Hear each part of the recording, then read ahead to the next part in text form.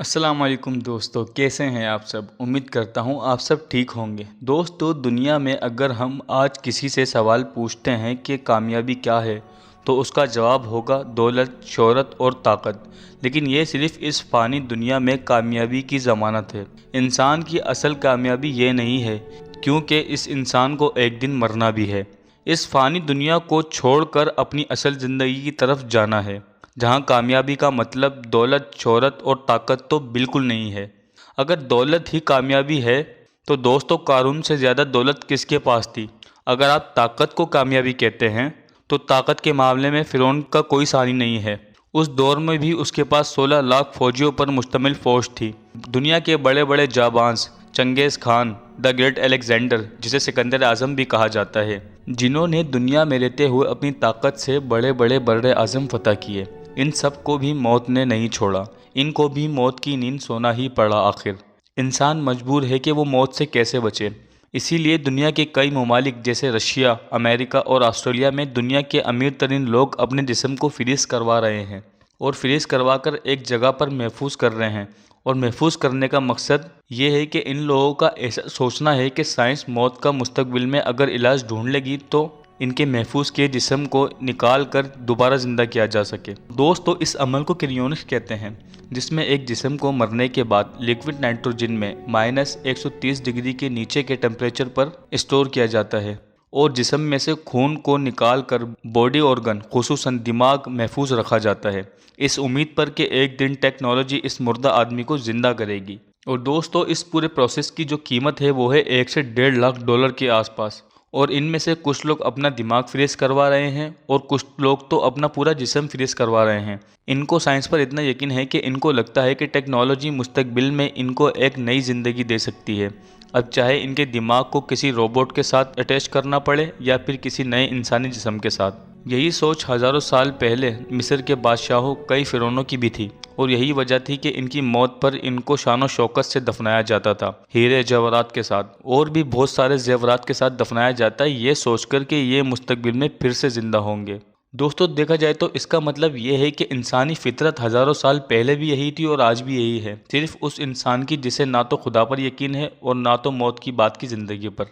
दोस्तों, Jeff Bezos का नाम किसने नहीं सुना, जिनका नाम दुनिया के अमीर तरीन लोगों की फहरिस्त में दूसरे नंबर पर आता है। ये अमेज़ॉन ऑनलाइन शॉपिंग कंपनी के मालिक हैं, जिनकी दौलत 200 अरब डॉलर से भी ज़्यादा है। और ये दौलत कितनी ज़्यादा है, इस बात का अंदाज़ा आप इस हकीकत से लगा सकते हैं कि अगर कोई शख्स 2000 साल पहले हर घंटे $8000 कमाना शुरू करे, तब भी ये 2022 में इसके आसपास नहीं पहुंचेगी। एक रिसर्च के मुताबिक एक अमेरिकन सालाना $50,000 कमाता है। अगर इसको जेफ बेजोस की जितनी दौलत चाहिए, तो इसको 41,12,000 साल काम करना होगा, तब कहीं जाके वो दौलत इसके बराबर होगी। लेकिन सोचे कि इतना अमीर आदमी इतनी मेहनत और मुशक्क़त करने के बाद, इतना बड़ा एम्पायर खड़ा करने के बाद, जब उसको पता चले कि मौत आने वाली है, तो फिर किस बात की कामयाबी, किस बात की शोहरत। दोस्तों, जेफ बेजोस को भी ऐसा ही लगता है कि मौत और बुढ़ापा एक बीमारी है जिसका इलाज मुमकिन है। इसीलिए $3 अरब खर्च करके एटलॉस नाम की एक अमेरिकन कंपनी को ये जिम्मेदारी दी है कि वो इस बुढ़ापे जैसी बीमारी को रोकने के लिए कोई इलाज ढूंढे। ऐसा इलाज तलाश करने का कहा कि जो हमेशा के लिए इंसान को जवान रखे और कभी बूढ़ा होने ना दे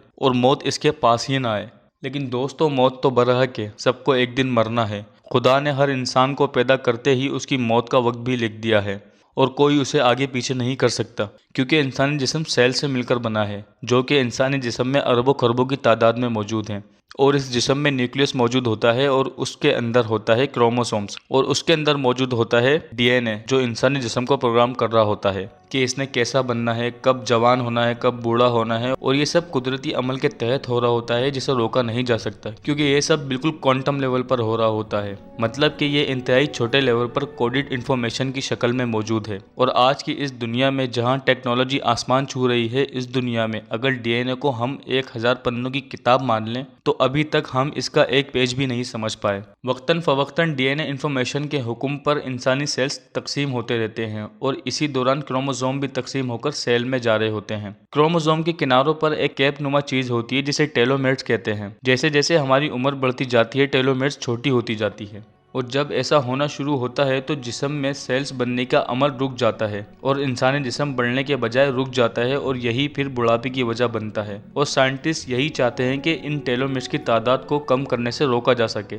और इसकी उम्मीद इन्हें समुद्री जानवर जेलीफिश और हाइड्रा से मिली है। दोस्तों, आपकी जानकारी के लिए बताता चलूं कि इन दोनों जानवरों के टेलोमेर्स कभी नहीं घटते और यही वजह है कि इनको मौत कुदरत की तरफ से नहीं आती बल्कि ये हादसाती मौत मरते हैं। अकॉर्डिंग टू साइंटिस्ट इसका एक्सपेरिमेंट चूहों पर हो चुका है और जो कि कामयाब भी रहा है, लेकिन इंसान के लिए ये बात समझना अभी बहुत ज़्यादा मुश्किल है। दोस्तों, उम्मीद है आपको ये मालूमात पसंद आई होगी। अगर ये वीडियो अच्छी लगी तो इसे लाइक करें, शेयर करें और हमें कमेंट सेक्शन में बताएं कि आप किस टॉपिक पर वीडियो देखना चाहते हैं। अब मिलते हैं आपसे ऐसी इंटरेस्टिंग वीडियो में, तब तक अपना ख्याल रखिएगा।